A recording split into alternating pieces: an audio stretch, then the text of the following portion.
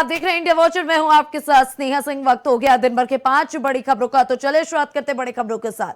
प्रधानमंत्री नरेंद्र मोदी ने कहा है कि बीते 10 से 11 सालों में महिलाओं की सुरक्षा हो या महिलाओं की कमाई की बात हो, महिलाओं की पढ़ाई की बात हो, हर स्तर पर अभूतपूर्व काम हुआ है। लखपति दीदी अभियान के तहत असम की लाखों बहनें लखपति बन चुकी हैं। अभी जो संकल्प पत्र असम भाजपा ने जारी किया है उसमें घोषणा की गई है कि आने वाले समय में 40 लाख बहनों को लखपति दीदी बनाएंगे। बीते 10-11 सालों में महिलाओं की सुरक्षा हो या महिलाओं की कमाई की बात हो, महिलाओं की पढ़ाई की बात हो, हर स्तर पर अभूतपूर्व काम हुआ है। लखपति दीदी अभियान के तहत असम की लाखों बहनें लखपति बन चुकी है और अभी जो संकल्प पत्र हम असम बीजेपी ने जारी किया है उसमें घोषणा की गई है कि आने वाले समय में 40 लाख बहनों को लखपति दीदी बनाएंगे।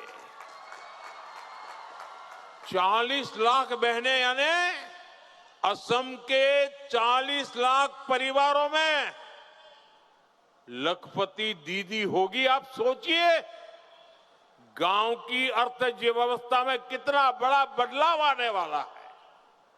इतना ही नहीं, असम बीजेपी ने अरुणोदय स्कीम का दायरा बढ़ाने की भी घोषणा की है।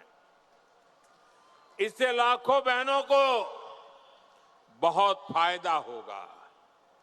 केंद्र सरकार की मुद्रा योजना से भी बहुत बड़ी संख्या में बहनों को बैंकों से सस्ते और आसान लोन मिल रहे हैं।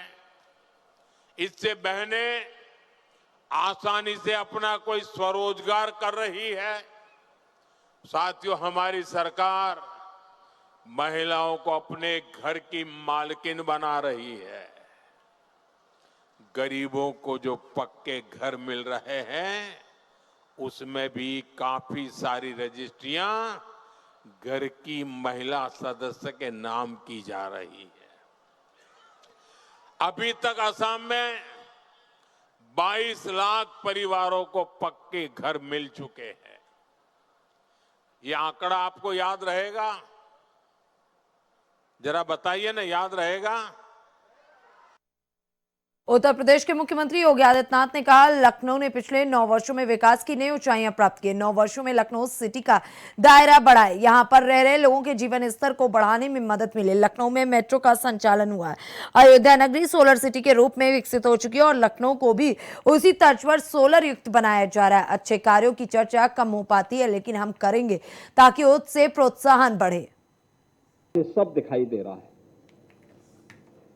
और अब लखनऊ स्वच्छता रैंकिंग के साथ साथ हर एक क्षेत्र में लखनऊ ने पिछले 9 वर्षों में विकास की एक नई ऊंचाइयां प्राप्त की। यानी 9 वर्ष में लखनऊ सिटी का दायरा बढ़ा है। यहां पे रहने वाले लोगों के जीवन स्तर को बढ़ाने में मदद मिली है। लखनऊ ने स्वच्छता रैंकिंग में अच्छा स्थान प्राप्त किया है। लखनऊ के अंदर मेट्रो का संचालन हुआ है और लखनऊ के साथ साथ हर प्रकार की उसकी कनेक्टिविटी, सड़कों के चौड़ीकरण का मामला हो, जल निकासी का मामला हो या फिर यहां पर बुनियादी सुविधाओं को आच्छादित करने का कार्य आज एक नई ऊंचाइयों को प्राप्त कर रहा है। अब तो लखनऊ डिफेंस मैन्युफैक्चरिंग कभी एक नए हब के रूप में स्थापित हो चुका है। प्रदेश सरकार और केंद्र सरकार मिलकर के अब तो हम लोगों ने अपनी नगर निगम, जितने 17 नगर निगम और नोएडा, ग्रेटर नोएडा को मिला करके 18 नगर निकाय ऐसे हैं हमारे पास जिसको हमने सेफ सिटी के रूप में भी integrated command and control centre के साथ जोड़ करके सीसीटीवी से पूरी तरह कवरेज किया है। और अब उसको सोलर सिटी के रूप में विकसित कर रहे हैं। सूर्यवंशी राम की पावन नगरी अयोध्या सोलर सिटी के रूप में विकसित हो गई है। लखनऊ में भी इसी तर्ज पर सोलर पैनल लगा करके इस कार्य को तेजी के साथ आगे बढ़ाया जा रहा है। ये जो भी कार्य हैं, आपने देखा होगा प्रधानमंत्री सूर्य घर मुफ्त बिजली योजना, उत्तर प्रदेश के अंदर 4,25,000 से अधिक घरों में सोलर रूफ टॉप पर सोलर पैनल लगाए जा चुके हैं। 1500 मेगावाट की बिजली इससे पैदा हो रही है। लोगों के बिजली के बिल आधे से कम हो गए हैं। अच्छे कार्यों की चर्चा कम हो पाती है, लेकिन अगर हम करेंगे तो इससे लोग प्रोत्साहित होंगे। शुद्ध एनर्जी मिलेगी, ग्रीन एनर्जी मिलेगी। और अयोध्या में 40 मेगावाट का सोलर प्लांट लग करके वहां की जितनी लाइट जलती है वो सोलर लाइट से ही जलती है। याद रखना, सोलर लाइट। एक सोलर सिटी के रूप में अयोध्या का विकसित होना प्रभु श्री राम के प्रति कृतज्ञता ज्ञापित करने का सबसे बड़ा प्रमाण है। और वह कार्य ये डबल इंजन सरकार ने आज किया है। खबर दिल्ली से, जहां भाजपा के राष्ट्रीय महासचिव तरुण चुग ने कहा, जब 1984 में गांधी नेहरू परिवार के इशारे पर देश के 52 शहरों को शमशान बनाया गया, खासतौर पर दिल्ली में सिख कत्ले आम किया गया, तब देश के अंदर केवल भाजपा ही अकेली पार्टी थी जिसने बाजार से लेकर संसद तक आवाज उठाई। उस समय युवा एचएस फुल्का 1984 के दौरान सिख कत्लेआम के दोषियों को सजा दिलाने के लिए सामने। लगातार 42 साल से वे लड़ाई लड़ रहे। लगभग 70 से ज्यादा लोगों के हत्याकांड में उन्होंने सजा दिलवाई जो 1984 दंगों से संबंधित थे। सरदार हरविंदर सिंह जी फुल्का पद्मश्री, जो लंबे समय से मानव अधिकारों के मामलों में लड़ाई लड़ते रहे हैं,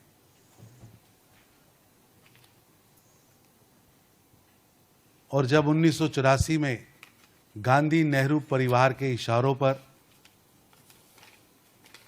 देश के 52 शहरों को शमशान बनाया गया और खास तौर पर दिल्ली में सिख कत्लो गारत की गई, तब देश के अंदर केवल भारतीय जनता पार्टी अकेली एक पार्टी थी जिसने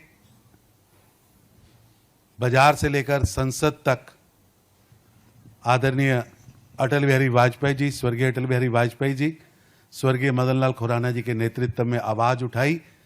उस समय यंग फुल्का जी 1984 सिख कत्लो गारत के दोषियों को सजा दिलाने के लिए सामने आए और लगातार 42 साल तो वो लड़ाई लड़ रहे ने। लगभग 70 तो ज्यादा लोगों को कतल के केसा जो उन्होंने सजा दवाई है सिर्फ 1984 सिख कतलो गारत। 250 तो ज्यादा अपराधियों को, दोषियों को सजा दिलाई। और जड़ा वो 1984 का दौर जो याद आता है, जदों वोटर लिस्टां फड़ के कांग्रेस के लीडर ने कला कला सिख का घर, पंजाबी का घर लभ के उन्होंने साड़िया, जिंदा जलाया। उस वेले अटल बिहारी वाजपेयी साहब सामने आए सी, भारतीय जनता पार्टी सामने आई सी और उस आवाज़ को अगे वधाने का काम, न्याय दिवाने का काम फुल्का साहब ने शुरू किया और पूरे देश के अंदर फुल्का जी ने उस लड़ाई को अगे वधाया। 1993 जदों भारतीय जनता पार्टी की पहली बारी दिल्ली च सरकार बनी, उसले मुख्यमंत्री मदन लाल खुराना जी ने उन्होंने सलाहकार के रूप च अपने नाल लिता और वो टाइम सी जदों न्याय मिलने की शुरुआत हुई।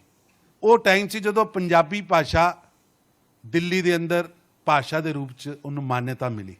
वो टाइम सी जदों पंजाबियों के मुद्दों को बहुत अच्छी तरह सुलझाया भी गया और बीइंग ए कानूनी सलाहकार, बीइंग एडवाइज़र, उन्होंने सरकार को वो सारे काम जोड़े पंजाबियों के हित च होने वाले सी उदों कीते भी। महाराष्ट्र के मुख्यमंत्री देवेंद्र फडणवीस ने कहा, जो रास्ता भगवान महावीर ने हमें दिखाया, जो विचार उन्होंने हजारों साल बाद भी हमारे लिए छोड़े, हमारा मानना है कि अगर हम दुनिया का भला करना चाहते हैं, अगर हम इंसानियत का भला करना चाहते हैं, तो हमें उनके विचारों का पालन करना होगा। इन्हीं विचारों के साथ हम दुनिया का भला कर सकते हैं। मेरा मानना है कि जो संदेश हम सभी को मिला है, चाहे वो सत्य का हो, अहिंसा का हो या स्वतंत्रता को, ये सभी संदेश हमें एक ही बात बताते हैं कि हमें पूरी इंसानियत के साथ मिलकर रहना है। परम पूज्य गुरुदेव जी का आशीर्वाद ग्रहण करता हूं और आप सभी को आज के इस बहुत ही पावन पर्व की बहुत बहुत शुभकामनाएं देता हूं। हम सभी लोग जानते हैं, भगवान महावीर जी ने जो रास्ता हमें दिखाया, जिन विचारों को उन्होंने हमारे लिए छोड़ा,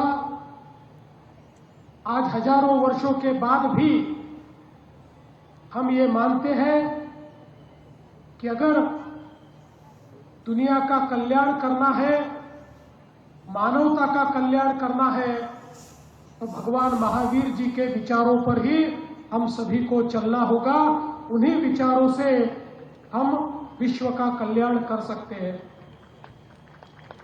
और विशेष रूप से हमने ये देखा, कई धर्मों में, कई मतों में एक प्रकार का संघर्ष हमको दिखाई पड़ता है, लेकिन भगवान महावीर का विचार, हमारे तीर्थंकरों का विचार, हमारे जैन मत का विचार, ये सबको साथ में लेकर चलने का, जियो और जीने दो का संदेश है। और मैं ऐसा मानता हूं कि जो संदेश हम सभी को मिला है, चाहे वो सत्य का हो, अहिंसा का हो, अपरिग्रह का हो या फिर अनेकांतवाद का हो, ये हर संदेश एक ही बात हमको कहता है कि पूरी मानवता को साथ में लेकर हमें जीना है। हर जीव को जीने का अधिकार है और उस अधिकार को प्रदान करना ये हमारी जिम्मेदारी है। और उसी के चलते आज मुझे बहुत खुशी है, परम पूज्य गुरुदेव जी के तत्वावधान में भारत के 9 राज्यों में एनिमल एम्बुलेंस और 5 क्लिनिक के माध्यम से जो एक बहुत अच्छा जीव दया का कार्य चल रहा है, अब उसको आगे बढ़ाते हुए आज एनिमल हॉस्पिटल के संकल्प का उद्घाटन हमने किया है। और आने वाले दिनों में हमारी जो प्राणी मात्र है, जो बोल नहीं सकते लेकिन दुख सहन करते हैं, पीड़ा सहन करते हैं, उनको पीड़ा से मुक्ति दिलाने के लिए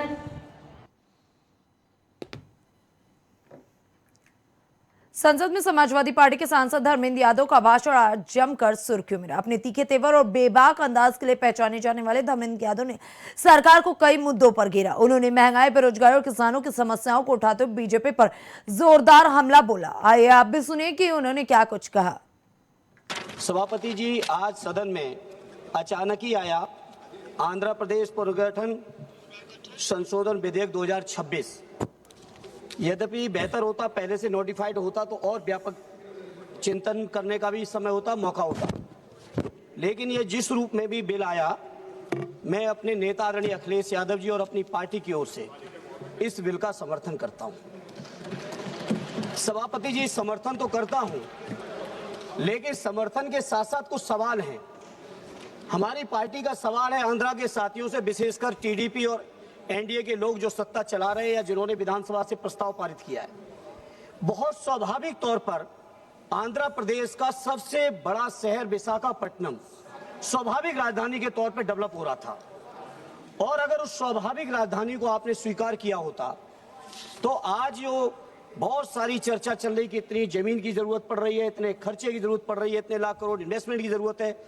अगर आंध्रा के साथियों ने, वहां की सरकार ने ये फैसला लिया होता तो आज ना तो इतनी किसानों की जमीन की जरूरत पड़ती, न इतना पैसा खर्च करने की जरूरत पड़ती जो कर्ज लेके आपको लेना पड़ रहा है, शायद नहीं पड़ती अगर आप लोग विशाखापट्टनम डेवलप करते। लेकिन हमारे नेता आदरणीय अखिलेश यादव जी चाहते हैं देश का हर राज्य विकसित हो, और स्वाभाविक है राज्य की व्यवस्था चलाने के लिए बिना स्थायी राजधानी के कोई व्यवस्था चल नहीं सकती। इसलिए देर से ही सही एक स्थायी राजधानी की जो पहल की है उसका हम अपनी पार्टी की ओर से पूरा का पूरा समर्थन करते हैं। सभापति जी, जहां हम समर्थन करते हैं वहीं सवाल बहुत गंभीर हैं। जैसा कि टीडीपी के साथियों ने भी कहा, बीजेपी की तरफ से भी सीएम रमेश जी ने कहा कि इतने किसानों ने अपनी जमीन दे दी, किसानों ने जमीन दी, ये किसानों का बड़प्पन है। लेकिन जमीन लेने से पहले सरकार को यह सोचना चाहिए कि जो 2013 का भूमि अधिग्रहण बिल अधिनियम पास हुआ इसी सदन से, क्या 4 गुना मुआवजा आपने किसानों को दिया है? क्या उसके साथ